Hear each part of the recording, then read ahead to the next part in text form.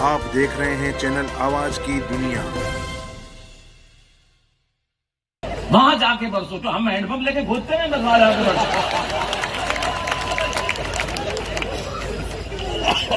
सपने में देखा न वो देखा न ये देखा ने तमाम देखा, फालतू की बात करनी। मुमताज नसीम में कहना चाहता हूं, मर्दों का भरोसा मत करना। हम बहुत दो कौड़ी के लोग होते हैं। हम जुल्फ की तारीफ में सारी रात गीत गा देते हैं, सुबह दाल में बाल आ जाए मुंह पे खींच के मार देते हैं हम लोग।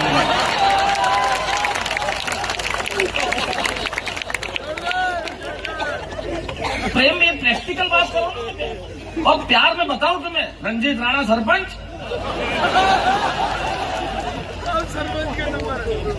रंजीत राणा मुझे 25-30 साल पहले मिला था जब 30 किलो का था। सरपंच होने के बाद विकास देखो आप, क्या अद्भुत विकास हुआ। और अगर एमएलए बन गया तो कितना हो जाएगा तो यार। तो प्रेम की बात मैं कर रहा था। प्रेम क्या था चिराग जैन? पहले इश्क खुदा होता था, लोग कहते थे इश्क खुदा, आपने गाने सुने होंगे इश्क खुदा। फिर इश्क कमीना हो गया, अब इश्क तोतला हो गया। मेरे बाबू ने थाना थाया,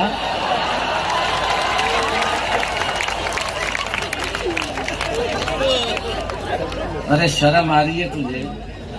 मेरे बाबू ने थाना थाया। और ये छोकरे बेचारे बर्बाद हुए हुए हैं। माँ सोच रही है मेरा बेटा डॉक्टर बनेगा, बाप सोच रहा है मेरा बेटा इंजीनियर बनेगा। और ये फोन मत काटना, मुझे तुम्हारे सांसों की आवाज सुननी है।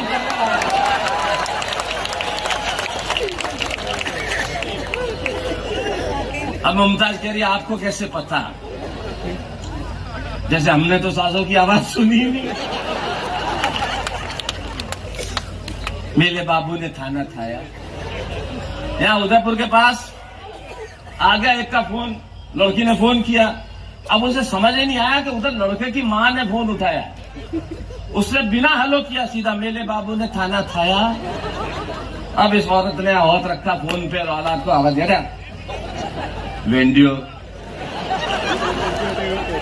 हार में अक्ल नहीं आएगा कभी। एक छोरी पताई भाई तोतली।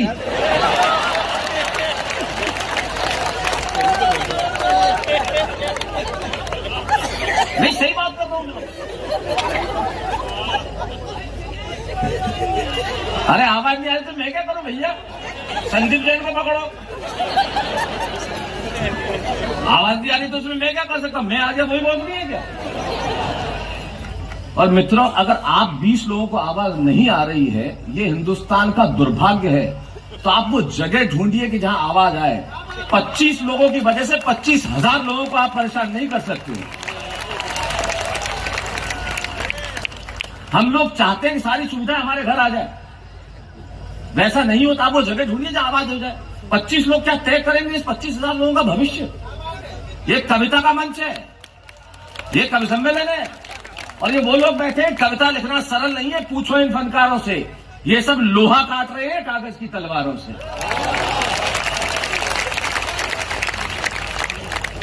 और इनके लिए 2 शेर कहता हूं, जो सिर्फ ये खड़े होकर कह रहे हैं कि आवाज नहीं आ रही। मैं आपके साथ हूं मित्रों, आवाज आपको आनी चाहिए, लेकिन उसके लिए प्रयास हमें करना पड़ेगा।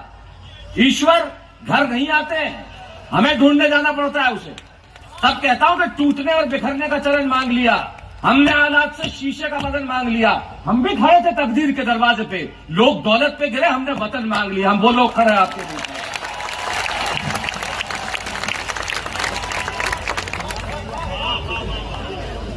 ये हिंदी कवि सम्मेलन है। कल करना है जो करना है आपको।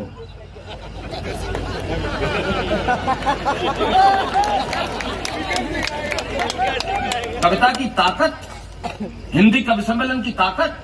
मैं मेवाड़ का पढ़ा हुआ लड़का, मैं मारवाड़ का पढ़ा हुआ लड़का आज खड़ा हूं। कविता की ताकत आपको बताता हूं। ये कहते हैं कि मैं दुनिया में सबसे ज्यादा पैसे लेता हूं, लाखों रुपए लेता हूं, इसी ताकत की वजह से लेता हूं। और सीना ठोक के लेता हूं और कहता हूं कि जिस देश में कम कपड़े पहनकर अश्लील नृत्य करने वालों को लाखें मिलते हैं, वहां कलम उठाने वालों को उससे ज्यादा मिलने चाहिए। इसलिए आपके बीच में खड़ा हूं।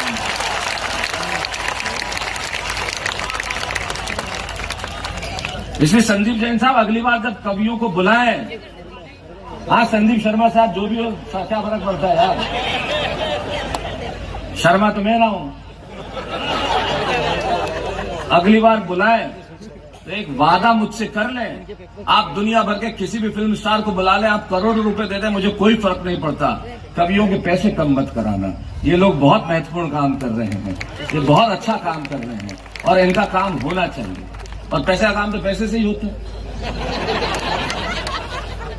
दुनिया में दूसरा काम होता ही नहीं। क्योंकि हमारे यहाँ बच्चों को बचपन से सिखा दिया जाता है क्या करना है। ओसवाल जी, हमारे यहाँ एक मेवाड़ में जब मैं पढ़ता था तो एक लड़का आया नहीं स्कूल, दूसरे दिन टीचर ने पूछ लिया काला आया क्यों नहीं, क्यों काला आया जो कलेक्टर बन गया कहीं।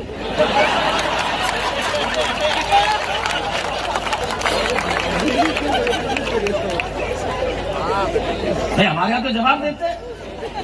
लड़कों को पूछ लिया कि दशहरे के दिन रावण को ये नेता लोग ही क्यों आग लगाते हैं। वो तो बहुत पुरानी परंपरा है, अंतिम समय के समय सगे संबंधी ही दाह संस्कार करते हैं।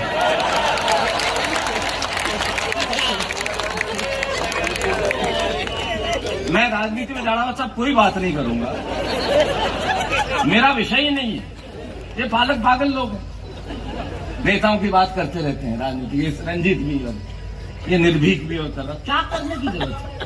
क्यों इतने सारे शब्दों का वेस्टेज करना? भाई क्यों कहते हो नेताओं गालियां देते क्यों? इन्वेस्टमेंट वहां करो जहां कुछ रिटर्न हो। बाकी तो अपने घर में ये अरुण जैमिनी, इसने अपनी पत्नी जो शादी के बाद लगभग ऐसी हो गई रचना भाभी, उनको घूर के देखा और कहा ये अकेली इन्वेस्टमेंट है जो बिना कुछ किए 3 गुना हो गई। हंस भी रहा है, अश्लील आदमी। और ये चिराग जैन उससे अश्लील, कैसी कैसी टिप्पणियां कर रहा था माइक पे। मुझे बोला भाई साहब मेरी पड़ोसन ने मुझे नहाते हुए देख लिया, तो मैंने कहा तू क्या चाहता है? बोले बदला।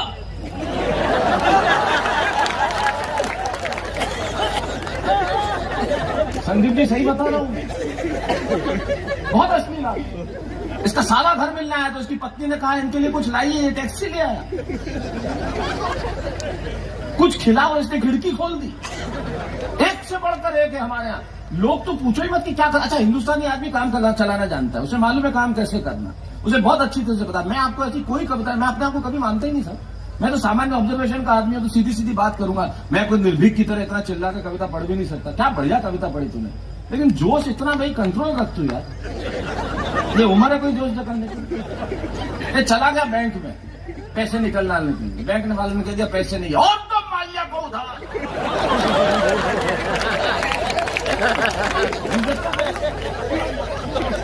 आ जाता है जोश में।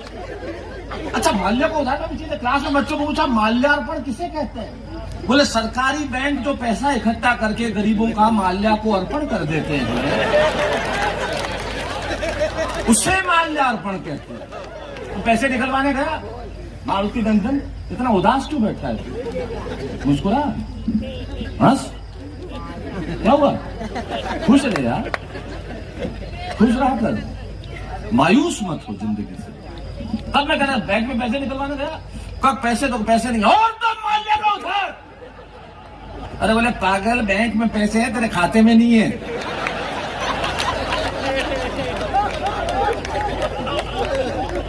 जोश गलत जगह जाता था। रात को 2 बजे चिल्ला के उठा, मुझे लकवा हो गया। बीमारी भी वीर रस में, मुझे लकवा हो गया। बीवी ने लाइट खोली, दी एक झापड़। बोले पजामे के एक पायचे में दोनों टांग फंसा रखी है।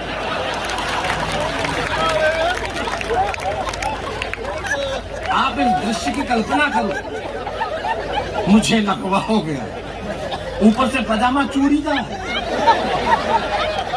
जिसमें आदमी कोमा में भी जा सकता है। आपको क्या लगता है रंजीत सिंह राणा ने धोती पहनना यूं ही शुरू किया है?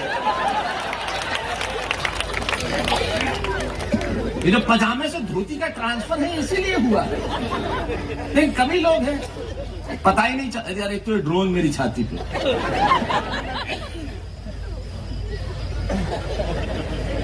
बैठ बैठ।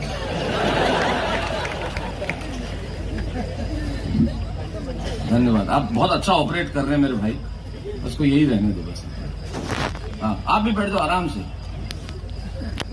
अरे ये मिट्टी हमारी बहुत कमाल की भाई साहब, क्या बात कर रहे हो? हम लोग इस मिट्टी के जाए जन्मे लोग हैं, मेवाड़ की माटी। यहाँ बैठने में क्या शर्म, इसे तो पूजा जाना चाहिए साहब। मेरी कविता की सिर्फ एक पंक्ति मुझे याद आती है कि मेरे पास शौर्य का न इससे बड़ा चित्र है, मेरे पास शौर्य का न इससे बड़ा चित्र है, ये मेवाड़ की माटी मां के आंचल से भी ज्यादा पवित्र है। ये वो माटी है। राम खड़े हैं और मेरा तो जीवन का सबसे अच्छा दोस्त, मंच पे तो अरुण जैमिनी है ही, लेकिन मेरे जीवन के सबसे अच्छे दोस्त तो मेवाड़ में लक्षराज सिंह मेवाड़, जो मेरे अनुज हैं, मेरे भाई हैं और मेरे सबसे नजदीकी करीबी मित्र हैं। मैं आज उन्हीं के वहां से होकर आ रहा हूं। तो जब भी मेवाड़ मेरे लिए तो बहुत पवित्र भूमि है, तो मैं जब भी आता हूं प्रणाम करता हूं इस मेवाड़ की माटी को। यहाँ की मुझे बड़ा अच्छा महसूस होता है और यहाँ की स्कूलों में पढ़ा, इसलिए मुझे ज्यादा खूबसूरत लगता है, ज्यादा अच्छा लगता है। इसलिए जब संदीप भाई ने कहा कि मुझे आना है, तो मुझे लगा चित्तौड़ आके मुझे भी खुशी मिलेगी और इसीलिए मैं आया। और आप मुझे खुशी दे रहे हैं, इसलिए बहुत बहुत धन्यवाद। बहुत बहुत बढ़िया सुन रहे हैं आप। ये कभी लोग ही हैं तो परेशान हो रहे थे यूं ही, ताली बजाओ, हाथ उठा के बजाओ, इधर वाले बजाओ, उधर वाले बजाओ। तुम्हारे बाप का राज चल रहा है।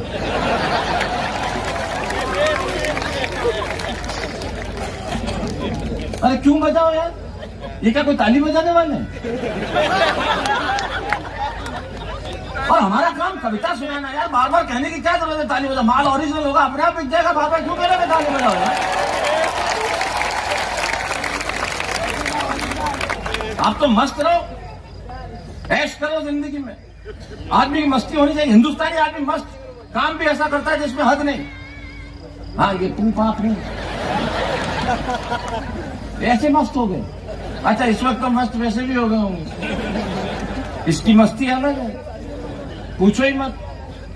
हमारे देश में एक जगह प्रतियोगिता हुई, चिराग जैन कंपटीशन हुआ कि तुम्हारे किसी दोस्त को बस में करना हो तो तुम क्या करोगे। दोस्त ऐसे बस में आते नहीं आसानी से। तो एक ने कहा मुझे मेरे दोस्त को बस में करना है तो मैं कहूंगा तू मेरी जिंदगी है, तू मेरी जिंदगी की शान है, तू मेरी जिंदगी की आन है, तू नहीं है तो कुछ भी नहीं है, तेरे बिना जीवन बेकार है।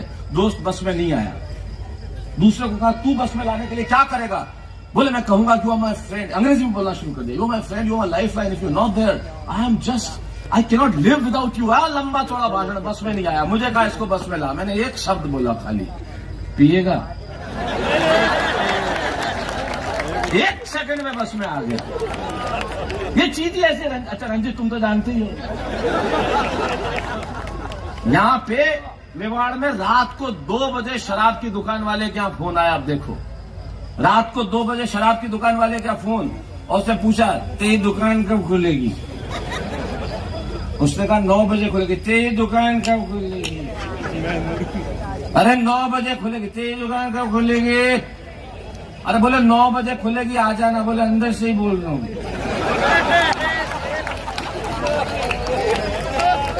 इसमें आदमी कितना भी नाटक कर ले रंजीत राणा, वो पकड़ में नहीं आता। हम ये क्या करते, बचपन के अंदर हम कोल्ड ड्रिंक पी के दारू पीने की एक्टिंग करते थे, छोटे होते थे। अब दारू पी के कोल्ड ड्रिंक पीने की एक्टिंग करते हैं। और घर पे इलायची चबा के जाते हैं, पकड़ में नहीं आए। हमारा एक ऐसे ही दोस्त इलायची चबा के, ताकि बदबू नहीं आए, गया और जाते बीवी को आई लव यू। बीवी बोली आज फिर पी के आए हो? बोले कैसे पता चला कि तुम्हारा फ्लैट ऊपर वाला है?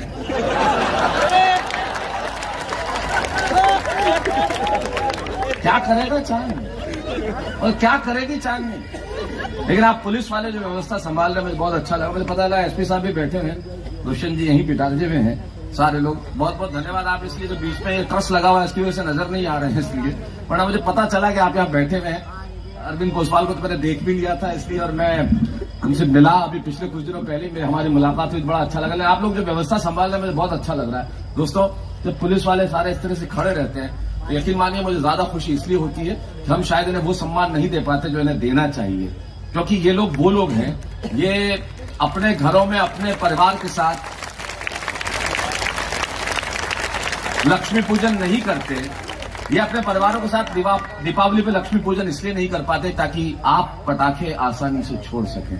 ये अपने बच्चों के साथ होली नहीं मनाते ताकि आप रंग खेल सकें। ये अपने बहनों से राखी नहीं बंधवाते ताकि आप त्योहार अच्छे से मना सकें। इसलिए पुलिस का सम्मान कीजिए, जब जो मांगे चुपचाप दे दीजिए। अरे नहीं एसपी साहब, आप गलत समझ रहे हैं। मेरे कहने का मतलब जानकारी, कागज दे दो, आधार कार्ड जो भी मांगो दे देना चाहिए, है ना बेचारे। नहीं, लेकिन ये तो मजाक की बात अलग है साहब। यकीन मानिए, बहुत ईमानदारी से मैं कहना चाहता हूं, ये सरकारी विभागों में से एकमात्र विभाग है जिसमें कभी ताला नहीं लगता। ये हमारे लिए हमेशा मुस्तैद रहते हैं। इस वर्दी को सलाम कीजिए, इस वर्दी को प्रणाम कीजिए जो हमारे लिए काम करती है। आइए साहब, क्या बढ़िया आपका माहौल है, इतना खूबसूरत, इतने सारे लोग इकट्ठे हुए हैं इंदिरा गांधी स्टेडियम के अंदर। ये हिंदी कविता की ताकत है साहब। दुनिया में 1000 चीजें वो पैदा नहीं कर सकती जो ये कर सकते। आप बड़े से बड़ा स्टार ले लीजिए हिंदी फिल्म इंडस्ट्री के अंदर, 300 करोड़ की फिल्में बना दिए, लोग 15 मिनट में फ्लॉप करके बाहर निकल आते हैं। लेकिन यहाँ वो चेहरे हैं जिनके पास ग्लैमर नहीं है, लेकिन पिछले 4-5 घंटों से 25,000 लोग यहाँ बैठे हैं। ये हिंदी कविता की ताकत है जो यहाँ पे विराजे हुए। और मैं इसी का ब्रांड एम्बेसडर हूँ, हिंदी कविता का और राजस्थान का। जहां जाता हूं छाती ठोक के कहता हूं कि हाँ मैं राजस्थान का बेटा हूं, हाँ मैं मारवाड़ का बेटा हूं। क्योंकि एक आदमी को आप मारवाड़ और राजस्थान से बाहर निकाल सकते हैं, उसके भीतर से मारवाड़ और राजस्थान बाहर नहीं निकाल सकते। जो हमारे भीतर है वो जिंदा रहना चाहिए। और वो जिंदा रहने के लिए मैं अक्सर कहता हूं, जितनी माएं यहां बैठी हुई है ना, उन्हें जो मेरा मिशन है, जो मैं कहना चाहता हूं, इतनी बड़ी संख्या में महिलाएं देख रहा हूं, इसलिए कहता हूं ये एक बहुत बड़ी बात है जो मैं आपको करना चाहता हूं। मुझे नहीं मालूम है बीमारी आप तक, चित्तौड़गढ़ तक पहुंची या नहीं पहुंची, लेकिन आजकल की माएं जो बच्चों को पीट पीट के only English, no Hindi, only English, ये मेरा मिशन है। आप मेरे दर्द को समझिएगा जो मैं कहना चाह रहा हूं। दुनिया की कोई भाषा खराब नहीं होती है, हर भाषा खूबसूरत होती है।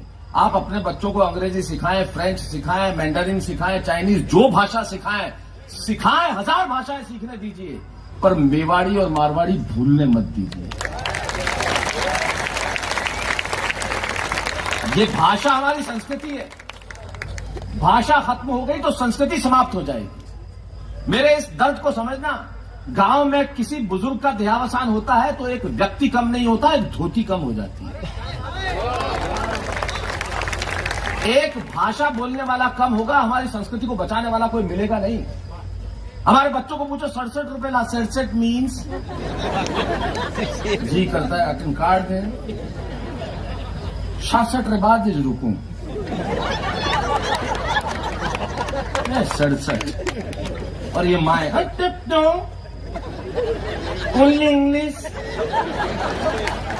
नो बेटा no, only 2 biscuit, 1 is hand में, 1 इज हैंड में।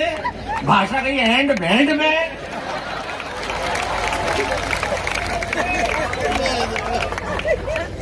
हद है यार। मेरे दर्द को समझना, मैं जो चीज कहना चाह रहा हूं उसे समझिए। इंग्लिश लैंग्वेज है, नॉलेज नहीं है।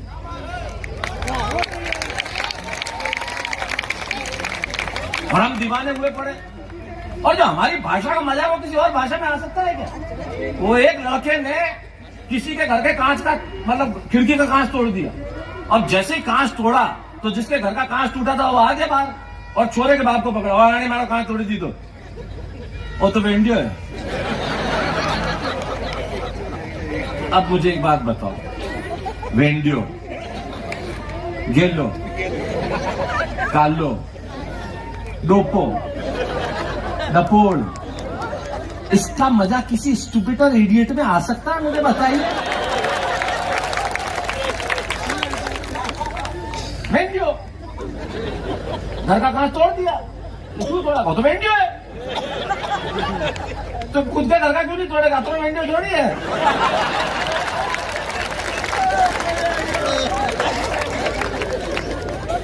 ये हमारी भाषा का सौंदर्य है। जो हमारे पत्रकार महोदय बैठे हुए लिखते हुए हंस रहे हैं, देखिए ये मेरी ताकत है।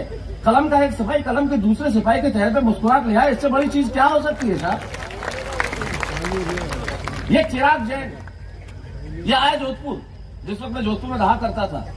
अब हमारी भाषा की आप चीज देखो। एक आदमी तोता बेच रहा था वहां पे, तो तोते की कीमत 10,000 रुपए। बोले 10,000 रुपये, बड़ा कमाल का तोता है साहब, कई भाषाएं बोलता है। एक टांग उठाओ हिंदी बोलता है, दूसरी टांग उठाओ अंग्रेजी बोलता है, पहली टांग उठाई हेलो नमस्ते, हिंदी कैसे हैं आप, दूसरी टांग उठाई, how are you doing today. अब ये चिराग थोड़ा बदमाश, इसे दोनों टांगे उठा ली। अब तोता अपने धरती का, गैल सप्पा पटके लगे।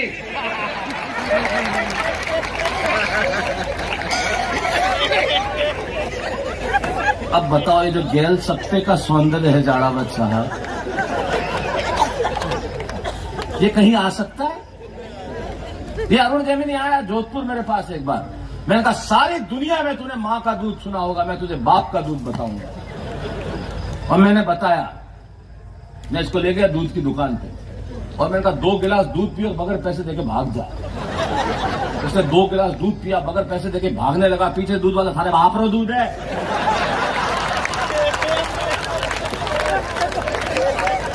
हमारी भाषा का समझते हैं।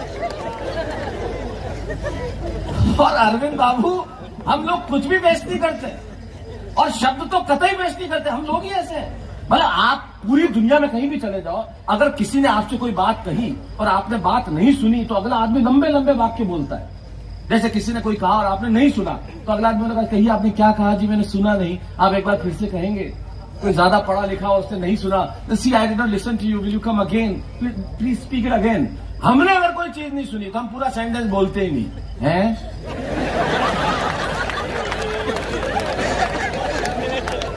अब बताओ, है का जो मजा है वो अंग्रेजी के 26 अक्षरों में आ सकता है? कभी जीवन में नहीं आ सकता। ये जो है वो हमारी है। और इस है का कमाल है, इसलिए हमारी भाषा का जिंदा रहना बहुत जरूरी है। ये भाषा उतनी हमारी भाषा क्यों नहीं हो साहब? हिंदी हमारी इतनी महान भाषा, हमारी तमाम भाषाएं। इस देश में अरबी बोली नहीं जाती पर खाई जाती, चीनी जितनी बोली नहीं जाती उससे ज्यादा खाई जाती, अंग्रेजी जितनी बोली नहीं जाती उतनी पी जाती है। और हिंदी की महानता कुछ कहने की जरूरत नहीं है। कोई आदमी नहीं समझे तो इसे थोड़ा सा कहो, हिंदी में समझाऊं क्या? उसके पिताजी भी 1 मिनट में समझ लेंगे। पिताजी से मुझे मेरे पिताजी याद आए, बहुत पिताजी किस्म के पिताजी। हाँ, पिताजी किस्म के पिताजी। विष्णु सक्सेना 63 साल की उम्र में प्रेम गीत लिख रहे, शर्म आती है तुम्हें? उम्र देखो तुम्हारी, 64 रनिंग है। क्या कर रहे हो यार तुम? इसके, मैं सच्ची घटना बता रहा हूं, पीछे से आना मत तू। इसके बेटे की शादी हुई, बाकी लोग आने वाली बहू को क्या आशीर्वाद देते हैं? खुश रहो, प्रसन्न रहो। अब ये श्रृंगार का गीत है, ऐसे ही रहो, ये इसका आशीर्वाद है। और इस उम्र में देखो प्रेम के गीत लिख रहे हो। प्रेम की हमारे हाल ऐसे हो गए डॉक्टर विष्णु सक्सेना, तुम तो इतने अच्छे गीतकार हो, हम इस कदर गिर गए प्रेम में, क्या करो? लड़की को मैंने पूछा, मैंने कहा क्या करती है? बोले नखरा। आजकल ऐसे नखरी करती है। और प्रेम में हम कैसे गिर गए उसकी वजह सुनना आप। बात ऐसी है प्रेम की जिसकी हद नहीं है। अच्छा, हमारे यहाँ तो प्रेम भी दूसरी चीजों से होता है। जैसे रणजीत सिंह राणा बहुत ज्यादा बोलते नहीं है, मंच पर बैठते हैं जब, इसलिए नहीं बोलते कि मुंह घुटी रहता है।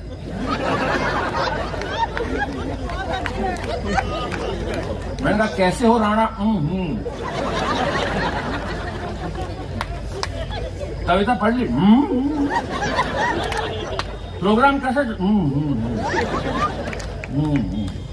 अरे मैंने कहा क्यों खाता है यार, मत खाया।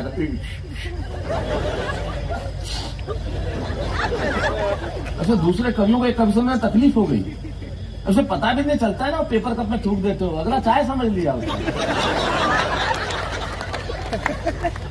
मत किया करो ये सब। मैंने कहा आजकल क्या चल रहा है? स्वच्छ भारत अभियान।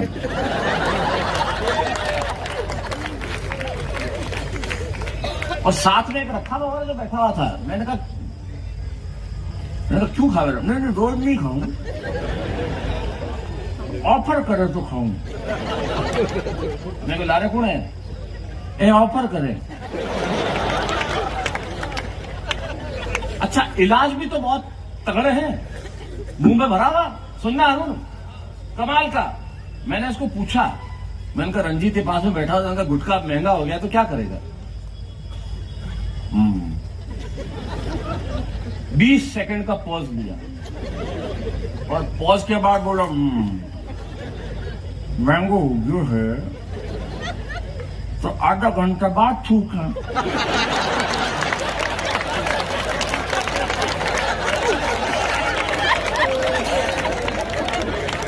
मैं इतनी देर से माइक पे खड़ा हूं, मैंने एक बार कहा कि ताली बजाओ? कभी नहीं। मस्त रहो आप। जीवन में खुश रहना बहुत जरूरी है। ये आनंद ही है जो हमें जीवन में आगे ले जाता है, क्योंकि जीवन में आंसू पहुंचने के लिए कोई नहीं है हमारे पास। लेकिन अगर आप खुश रहेंगे, हंसेंगे, तो सारा देश मुस्कुरा रहा होगा। और संदीप बाबू, मैं आपसे बात कर रहा था, मैं आपको बताता हूं, करोड़ों रुपया मुझे नहीं ला सकता। ये तो मेवाड़ की धरती है साहब, इस जिले का एहसान है मुझ पे, क्योंकि मैंने जिंदगी के 3 साल यहाँ गुजारे हैं, बड़े खूबसूरत साल गुजारे हैं। वो नूर महल स्कूल कभी भूलता नहीं हूं मैं। उन सीढ़ियों से चढ़ के जहां मैं गया था और पढ़ा करता था। और आपके आगे एसपी मेरे बहुत अच्छे दोस्त खमेसरा साहब, प्रसन्न कुमार जी आज आने वाले थे, वो भी उसी स्कूल में मेरे सीनियर हुआ करते थे 3-4 साल पहले। तो मेवाड़ की धरती इसलिए आ गया। धन मुझे नहीं ला सकता साहब, कभी नहीं ला सकता धन मुझे जीवन के अंदर, कहीं नहीं। 2 बुजुर्ग जा रहे थे रास्ते में, और एक बुजुर्ग ने दूसरे से कहा कि पीछे कुछ आवाज हुई है। तो पहला बोला नहीं, मैंने नहीं सुना। बोला नहीं, कुछ आवाज तो हुई है। वहां गए तो देखा किसी की जेब से एक 5 रुपए का सिक्का गिरा था। वो सिक्का उठा के लाया, बोले मैंने सिक्के के गिरने की आवाज सुनी थी। और दोनों आगे बढ़ गए। अब वो बुजुर्ग जिसने सिक्के के गिरने की आवाज नहीं सुनी थी, वो बोला कि नहीं, अब पीछे कुछ आवाज हुई है। मुड़े तो देखा कि वहां झाड़ियों में एक तितली अपनी जान बचाने के लिए फड़फड़ा रही थी। उसने उसे छुड़ाया, उड़ा दिया।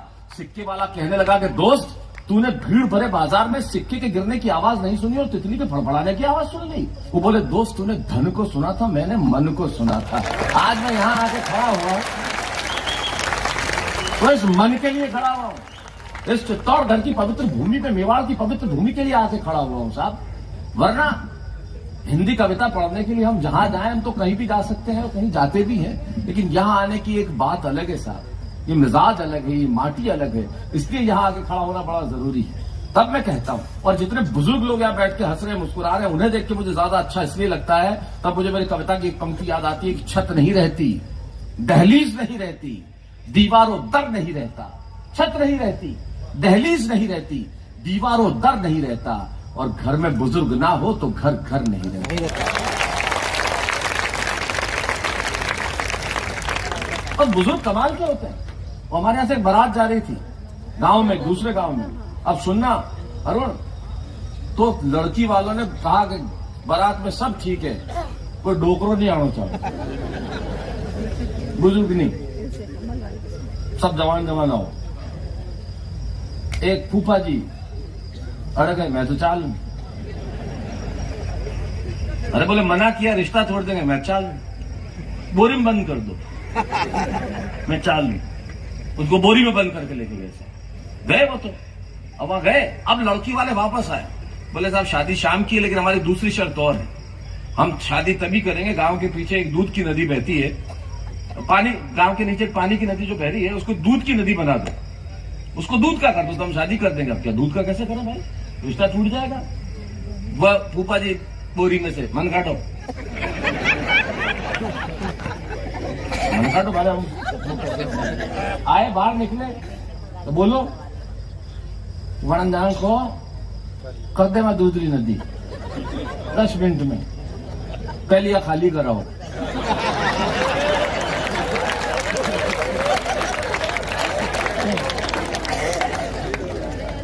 जैसे ये सूचना लेके वहां गए, सामने वालों ने कहा कोई बुजुर्ग साथ आया है क्या? क्योंकि इससे पता चलता है कि इस घर में रिश्ता किया जाना चाहिए, क्योंकि आप अपने बुजुर्गों की सुनते हैं, और जहां बुजुर्गों की सुनी जाती है तो घर परिवार हमेशा तरक्की करता है। मैं ऐसी बातें करूंगा जो मेरे आसपास की है।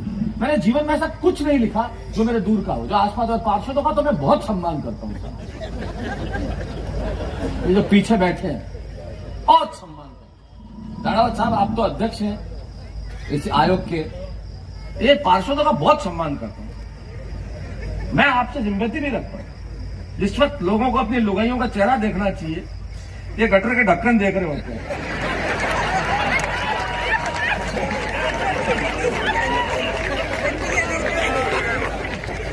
पानी इधर से न उधर से, ये कम बात थोड़ी है, गजब बात है। नेताओं का सम्मान किया जाना चाहिए। मैं कभी गाली नहीं देता, जीवन में निकाल। ये कभी लोग नेता चोर है, डाकू है, लुटेरे है, भ्रष्ट है, डकैत है, इतने सारे शब्दों का क्यों वेस्ट कर रहे हो यार? इतना सा कह दो नेता है।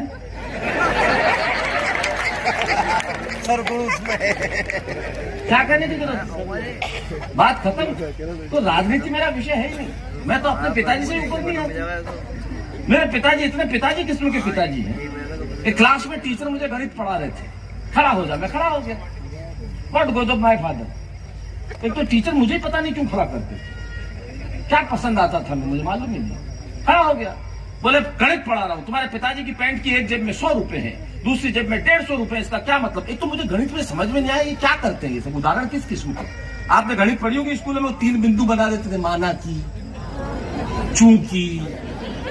मतलब आपको आज तक समझ में 3 बिंदु या चूंकि, माना की, पर उदाहरण तो उदाहरण। तो गणित पढ़ा है तो तुम्हारे पिताजी की पैंट की एक जेब में 100 रुपए है, दूसरी जेब में 150 रुपए, इसका क्या मतलब? मैंने कहा पैंट किसी और की है। मैं जानता हूं मेरे बाप की पैंट में क्या हो सकता है। क्या है क्या? हमारे बाप की पैंट है, बन जाने कहीं बेच सके। कोई गांजो थोड़ी है, कंगी हिसाब किताब भाई। बोले गणित पढ़ा रहा हूं, तुम्हारे पिताजी की पैंट की एक जेब में 100 रुपए है, दूसरी जेब में 150 रुपए, इसका क्या मतलब? मैंने कहा पैंट किसी और की है। बोले पिताजी 100 इधर से दे दे, 150 इधर से दे दे, इसका क्या मतलब? मैंने कहा बाप किसी और का है, अठन्नी नहीं दे।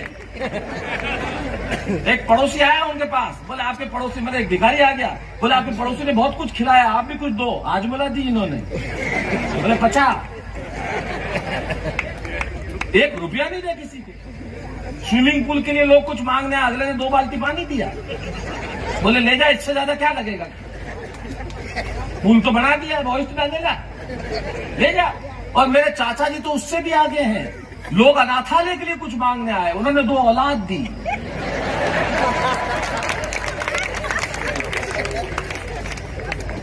एक से बढ़कर एक है। तो मैं बात कर रहा था प्रेम की।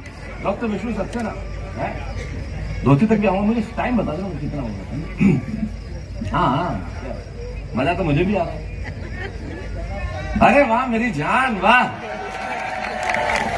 क्या बात है। अरे मजा ही तो आना चाहिए यार, हमारी जिंदगी है क्या? जब तक बिका न था कोई पूछता न था, तुमने मुझे खरीद के अनमोल कर लिया। तुम लोग जो है वो इसी वजह से हम लोग यहाँ खड़े हैं। और यही हमारे जीवन का उद्देश्य भी है कि आपके चेहरों पे हंसी आए, आपके लबों को हम तबस्सुम दे दें, आपके जीवन में कुछ खुशी के क्षण हम दे दें। 3 साल बाद कार्यक्रम हो रहा है संदीप साहब, 2-3 साल बाद कोविड में, 3 साल तक नहीं हुआ, क्या बात। तो 2 साल प्रोग्राम का बजट का क्या हुआ?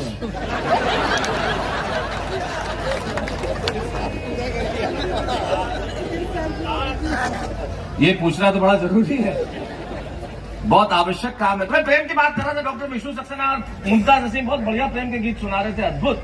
प्रेम कैसा हो गया है? एक थे शर्मा जी मतलब बुरा नहीं मानना, ऐसा मेटाफर है, उदाहरण है। तो शर्मा जी को किसी ने कहा भाई शर्मा प्रेम कैसा हो गया है? उसकी बात कि तू दफ्तर जाता है, पीछे वर्मा घर आता है, बोले ऐसा मैं गोली मार दूंगा। उसने रिवॉल्वर ली और साहब गया तो देखा वर्मा बैठा हुआ था। अब वर्मा इतना बदतमीज आदमी, कोसवाल जी सुनना कि प्रेम किस कदर गिर गया। उसने कहा यार भाई बीवी तेरी होगी, मोहब्बत मुझसे करती है। बोले इसका उदाहरण? बोले उदाहरण अभी देता हूं। बीवी को पानी लेने अंदर भेज, उसने पानी लेने अंदर भेज दिया। बोले देख, एक रिवॉल्वर तेरे पास है, एक रिवॉल्वर मेरे पास है, हम दोनों हवा में फायर करते हैं, नकली धाए धाए, और ऐसी एक्टिंग करते हैं, नकली फायर करते हैं और फिर लेट जाते हैं, ऐसी एक्टिंग करते हैं जैसे मर गए हम, लाश बन के लेट जाते हैं। बीवी आएगी, जिससे ज्यादा प्यार करेगी उसके पास आकर रोएगी, समझ लेना तेरी की मेरी। उसने कहा यह आइडिया ठीक है। दोनों ने हवा में फायर किया, धाए धाए, बीवी पानी लेके और लेट गए। बीवी पानी लेके आई, गिलास छूटा हाथ से, दौड़ के गई बाथरूम के पास, बोली निकल आओ माथुर साहब, ये दोनों तो लड़ मरे।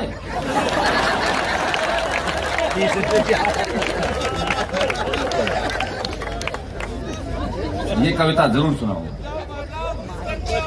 मिस करते हो कि नहीं यार? बड़ी लंबी कविता है। देखिए, अरे तुम्हारे पास पूरी रात है, अरे हाय हाय हाय हाय। मैं तो उतने का ही करूंगा ना जितने का तय है।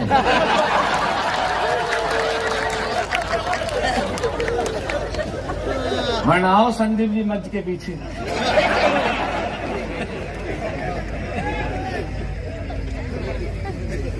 छोड़ गई बोल दो। हाँ बोलूं कहीं कर दिया, बोलूं कहीं कर। यकीन मानिए साहब, ये मेरे लिए भावुकता वाला क्षण है, बस सचमुच भावुकता वाला क्षण है।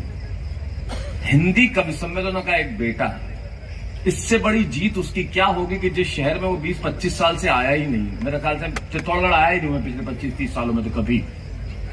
और वो कविताएं लोग मुझे याद दिला रहे हैं, ये कह रहे हैं माँ सुना दो, ये आई बेटी सुना दो, वो कह रहे हैं मिस करते हो कि नहीं सुना दो। इसमें तो चिट में वो कविता है जो मैंने 35 साल से पढ़ी नहीं, रिस्क ऑन ले। 30-35 साल से मैंने कविता नहीं पढ़ी, जो मुझे याद भी नहीं है। किसी कवि की इससे बड़ी जीत क्या हो सकती है कि जनता को उसकी कविताएं याद होती हैं। इससे बड़ी जीत क्या हो सकती है। सुनाता हूं जहां जहां से याद आता है। उसके पहले एक कविता मैं जरा देख के सुनाना चाहता हूं। ये कविता सुनाना आवश्यक है, मेरा विषय नहीं है, अभय सिंह निर्भीक का विषय है, लेकिन सुनाता हूं। मेरा फोन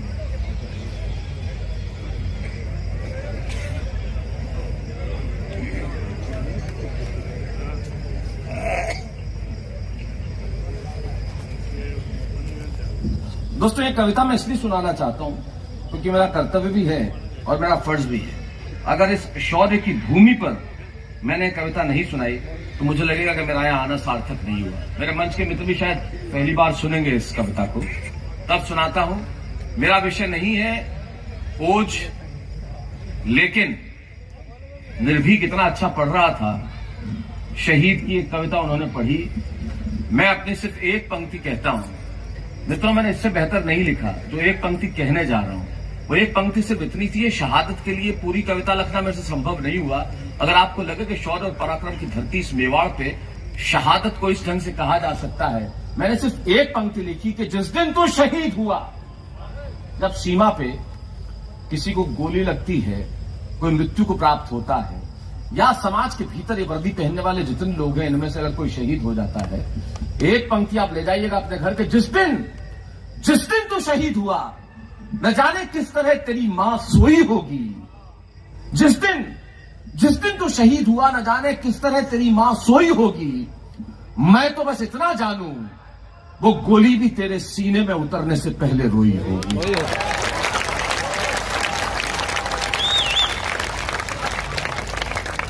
अब एक कविता सुनाता हूं। इस कविता की भूमिका समझें।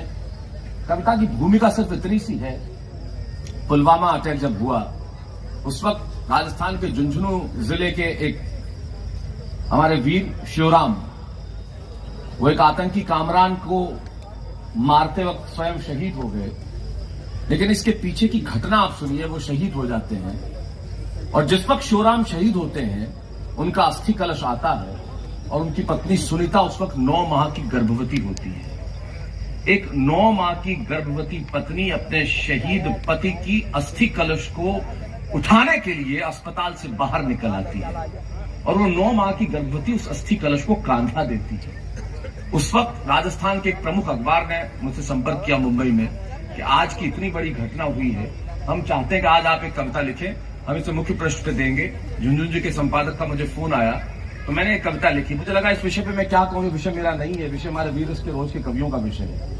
लेकिन मैंने अपने ढंग से लिखा और आपको लगे कि मेवाड़ मारवाड़ की शिक्षा दीक्षा अगर मुझ में कहीं ठीक है तो मुझे बताइएगा जरूर। मुझे ठीक से याद नहीं है इसलिए मैं पढ़ देता हूं। और आखिर क्या मैंने लिखने की कोशिश की, अरुण चिराग विष्णु मैं आप सबको समर्पित करता हूं। मैं मूलतः गीतों का बहुत बड़ा श्रोता हूं, इसलिए ये मेरे भीतर ज्यादा उपजता है। मुझे लगा क्या लिखा जाए। एक शहीद हो गया, 9 माह की गर्भवती पत्नी, किसने किससे बात की होगी, तो यहां से शुरू होती है कि किलकारी बोली नियति से। बच्चा जब पैदा होता है तो उसके मुंह से जो पहला स्वर निकलता है वो किलकारी होता है और वो 9 माह की गर्भवती है, वो भीतर है और वो अपने पति के अस्थि कलश को कांधा देने आई है। किलकारी बोली नियति से कि आंसू मत बहाओ, न भीगने दो नयन को। एक किलकारी बोली नियति से कि आंसू मत बहाओ, न भीगने दो नयन को। वेदना का भाव मत लाओ, कहना चाहता हूं वतन को, मैंने अब तक आंखें नहीं खोली है। मां पिता के संबोधन की भाषा नहीं बोली है, ये किलकारी बोल रही है भीतर से।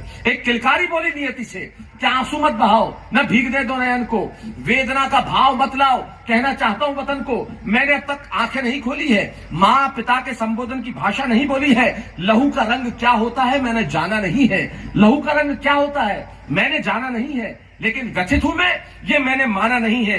अरे मुझसे ज्यादा भाग्यशाली कौन है बताओ तो, अरे मुझसे ज्यादा गौरवशाली कौन है दिखाओ तो।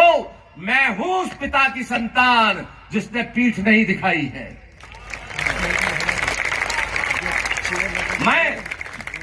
मैं हूं उस पिता की संतान जिसने पीठ नहीं दिखाई है, जिसने शत्रु पर गोलियां बरसाई है, जो सीना तान कर राष्ट्र के लिए खड़ा रहा, जो शत्रु संहार के लिए, जो तिरंगे की आन हेतु अड़ा रहा, जिसके नेत्र ज्वाला से धधकते रहे, मन में शत्रु संहार के अंगारे दहकते रहे, जिसने कसम खाई हिंदुस्तान की और जान न बख्शी आतंकी कामरान की।